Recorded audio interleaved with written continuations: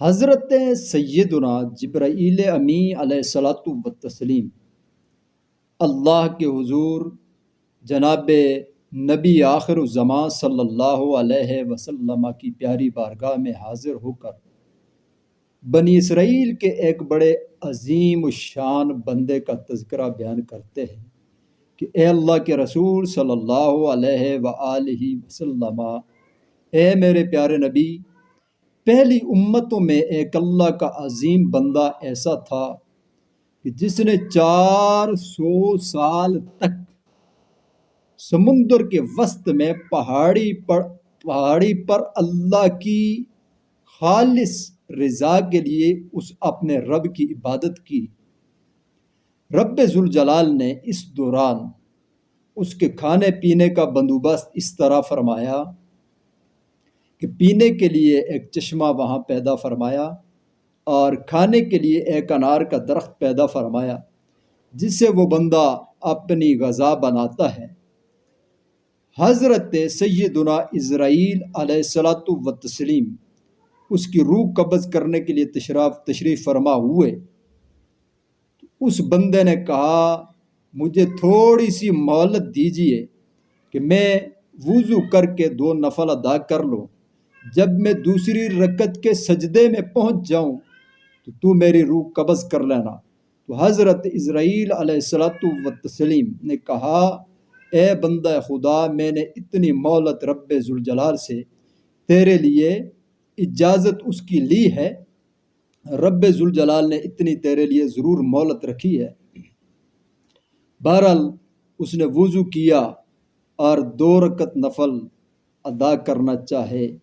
جب دوسری رکعت کے سجدے میں گیا تو اسرائیل علیہ السلام نے اس کی روح کو قبض کر ڈالا۔ حضرت سیدنا جبرائیل امی علیہ الصلاۃ والتسلیم ارشاد فرماتے ہیں، اے اللہ کے رسول صلی اللہ علیہ وآلہ وسلم، آج بھی جب ہم آسمانوں سے اترتے ہیں اور زمین سے واپس جاتے ہیں تو اس بندے کو اسی طرح سجدے کی حالت میں پاتے ہیں۔ قیامت تک یہ بندہ خدا اسی طرح سجدے کی حالت میں رہے گا۔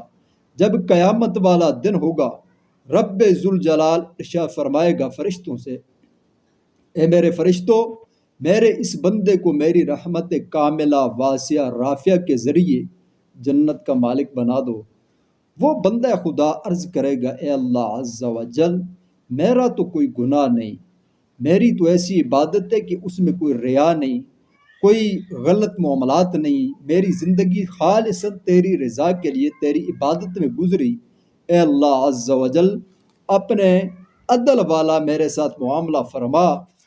رب ذوالجلال فرشتوں کو کہے گا، اے میرے فرشتوں، اس بندہ خدا جو دعویٰ کر رہا ہے کہ میرے ساتھ عدل و انصاف کا معاملہ کر لیا جائے، میرے اس بندے کو دوبارہ میزان پہ لے آؤ، اور ایک طرف اس کی جو ریا سے ہٹ کر عبادت ہے، 400 سال جو اس نے عبادت کی، اس کو ایک پلڑے میں رکھو اور دوسرے پلڑے میں اس کی ایک آنکھ کی نعمت کو رکھو، تو پتہ چل جائے گا کہ کس کی قدر زیادہ ہے، کس کا وزن زیادہ ہے۔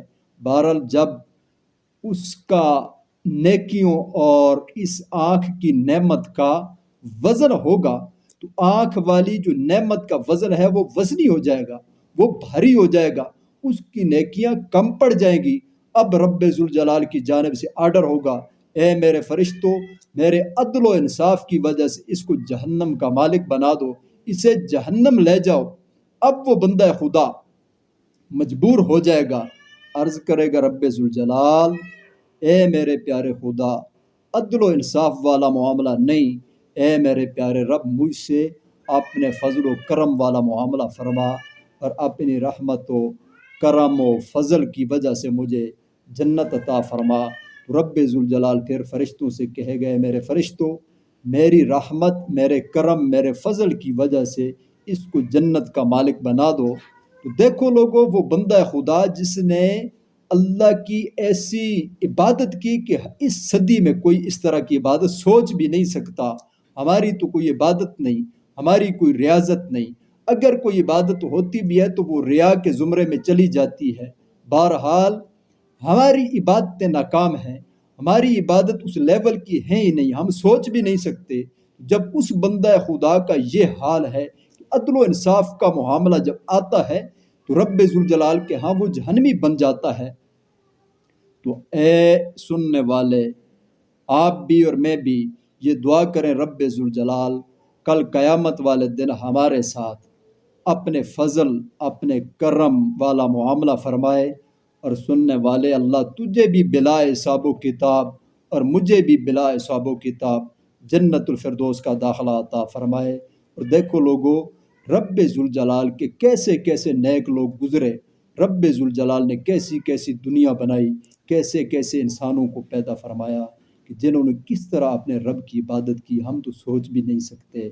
تو اے سننے والو، رب ذوالجلال کی بارگاہ میں دعا کرو، رب ذوالجلال ہماری ٹوٹی پھوٹی عبادتوں کو اپنی پیاری بارگاہ میں قبول فرمائے، اور بغیر حساب و کتاب کے تمام مسلمانوں کو، تمام کلمہ پڑھنے والوں کو جنت الفردوس میں اعلیٰ مقام عطا فرمائے۔ وآخر دعوایا ان الحمد للہ۔